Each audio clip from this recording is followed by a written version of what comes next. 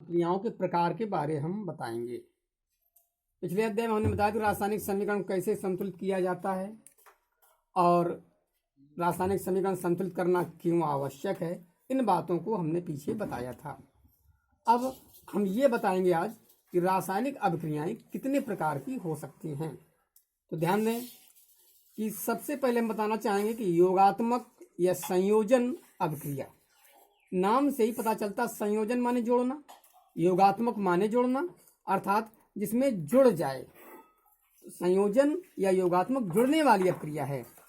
तो जब दो या दो से अधिक अभिकारक मिलकर एक उत्पाद बनाते हैं तो संयोजन अभिक्रिया कहलाती है। समझ में आ गया? जब दो या दो से अधिक मिल जाएं, कम से कम दो अभिकारक हों और मिल करके उत्पाद केवल एक ही बनता है, तो ऐसी अभिक्रियाओं को हम संयोजन अभिक्रिया अथवा योगात्मक अभिक्रिया कहते हैं। एग्जाम्पल देखें, C2H2 प्लस हाइड्रोजन यानी H2 निकल उत्प्रेरक की उपस्थिति में जब ये अभिक्रिया कराई जाती है तो C2H4 बना। C2H4 एसिटिलीन गैस को हाइड्रोजन से जब अभिक्रिया कराई जाती है तो ये भी संयोजन अभिक्रिया योगात्मक क्रिया बनती है और ये C2H4 यानी कि एथिलीन प्राप्त होती है। इसी प्रकार से अगर हम NH3, दूसरा उदाहरण है NH3 अमोनिया गैस है, प्लस HCl हाइड्रोक्लोरिक अम्ल, ये गैसीय अवस्था में है, टेंस टू NH4Cl। यदि अमोनिया गैस को हाइड्रोक्लोरिक लिक्विड में भी प्रोवाइड करते हैं तो हमारा नवसादर प्राप्त होता है NH4Cl, नवसादर है अमोनियम क्लोराइड। कुल मिलाकर हम ये देखें कि ये योगात्मक अभिक्रिया हो रही है। अगला example, Na2CO3 sodium carbonate plus CO2 carbon dioxide plus H2O जल, ये अभिक्रिया करके योगात्मक अभिक्रिया हो जाती है। बन रहा है 2NaHCO3। 2 हमने अभिक्रिया को संतुलित करने के लिए हमने पीछे बताया था रासायनिक समीकरण संतुलित होने चाहिए ताकि द्रव्यमान संरक्षण के नियम का पालन हो, तो इसलिए हमें 2 लगाना पड़ा। तो ये बना सोडियम हाइड्रोजन कार्बोनेट, या हम कह सकते हैं सोडियम बाई कार्बोनेट या फिर सोडियम हाइड्रोजन कार्बोनेट। तो इस प्रकार से हमने देखा कि योगात्मक अभिक्रियाओं में इधर जो हमारे लेफ्ट हैंड साइड पर 2 या 2 से अधिक होते हैं, इनको हम अभिकारक कहते थे। तो 2 या 2 से अधिक अभिकारक मिलकर एक उत्पाद बनाते हैं तो इसे हम संयोजन अभिक्रिया कहते हैं।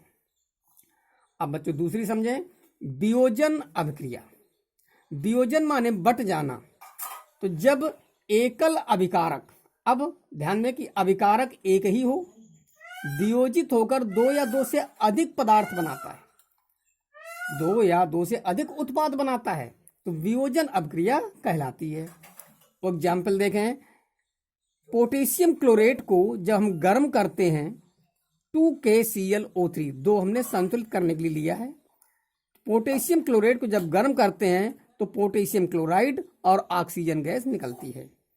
तो हमने लिख लिया KClO3 tends to heat KCl plus O2। इसको संतुलित करने के लिए 2 यहाँ कर दिया, 2 यहाँ करना पड़ा, 3 यहाँ करना पड़ा।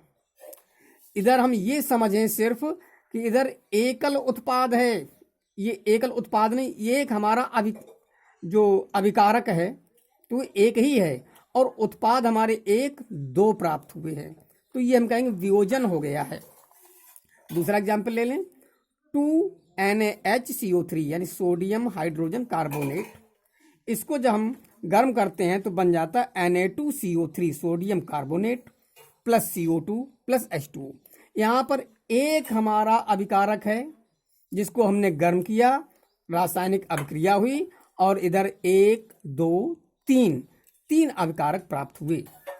तो अब वियोजन अभिक्रियाएं हमारी 3 प्रकार की होती हैं, जैसे कि नंबर फर्स्ट, ऊष्मीय वियोजन।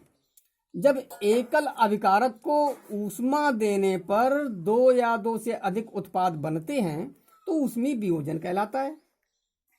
उत्पाद जब एकल अभिकारक हमारा एक ही होगा, लेकिन ऐसा अभिकारक होगा कि जिसे ऊष्मा देने पर 2 या 2 से अधिक पदार्थ बनेंगे, तो हम कहेंगे कि ये ऊष्मीय वियोजन हो रहा है। उदाहरण देखें, NH4Cl, NH4Cl नौसादर अमोनियम क्लोराइड, इसको हमने गर्म कर दिया तो NH3 अमोनिया गैस बनी, plus HCl hydrogen chloride gas बनती है। काटो। हम ऊष्मीय वियोजन के बारे में बता रहे थे। अमोनियम क्लोराइड अर्थात नौसादर को गर्म करने पर NH3 अमोनिया गैस और HCl हाइड्रोजन क्लोराइड गैस बनती है। दूसरा एग्जाम्पल देखते हैं, CaCO3 कैल्शियम कार्बोनेट, जिससे हम बोर्ड पर लिखते हैं खड़िया भी कहते हैं, खड़िया कैल्शियम कार्बोनेट। इसको यदि हम गर्म कर दें लगभग 800 डिग्री सेल्सियस तक यदि हम गर्म करेंगे तो हमें प्राप्त होगा कैल्शियम का ऑक्साइड यानी चूना, और CO2 गैस यानी कार्बन डाइऑक्साइड गैस के रूप में निकल जाती है। इस प्रकार हम देख रहे हैं कि यहाँ पर एक अभिकारक दो उत्पाद प्राप्त हो रहे हैं और ऊष्मा के द्वारा हो रहे हैं, अतः ये ऊष्मीय वियोजन हुआ। दूसरा, विद्युत वियोजन। जब एकल अभिकारक में विद्युत धारा प्रवाहित करने पर दो या दो से अधिक पदार्थ में ये वियोजित हो जाता है तो इसे हम विद्युत वियोजन कहते हैं। जैसे कि जल का विद्युत वियोजन करने पर हाइड्रोजन गैस और ऑक्सीजन 2H2O टेंस टू विद्युत धारा प्रवाहित की गई है तो बनता है 2H2 यानी हाइड्रोजन गैस प्लस O2, और उत्पाद 1-2 प्राप्त हो रहे हैं। और किसके द्वारा? विद्युत धारा प्रवाहित करने पर ये उत्पाद प्राप्त हुए हैं, अर्थात वियोजन तो हुआ है लेकिन विद्युत के द्वारा, इसलिए विद्युत वियोजन कहलाएगा।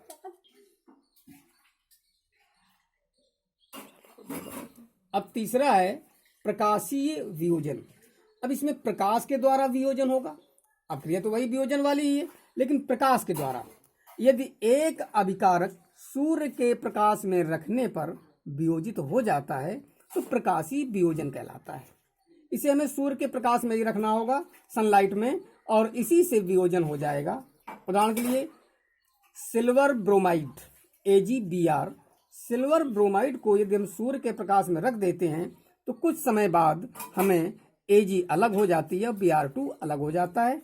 इस प्रकार से ये भी वियोजन हुआ और प्रकाश के द्वारा, इसलिए हम कहेंगे कि प्रकाशीय वियोजन है। 2AgBr sunlight tends to sunlight 2Ag plus Br2। इस प्रकार से हमने आज दो अपक्रियाओं के बारे में तुम्हें बताया, एक तो संयोजन अपक्रिया और दूसरी वियोजन अपक्रिया। सभी छात्र तैयार करते जाएं, इसको नोट करते जाएं कापियों पर, और इसके बाद इसकी सूचना हमें भी देते जाएं कि हमने इतना तैयार कर लिया है।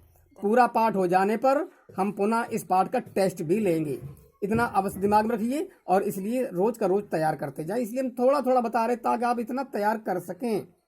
धन्यवाद।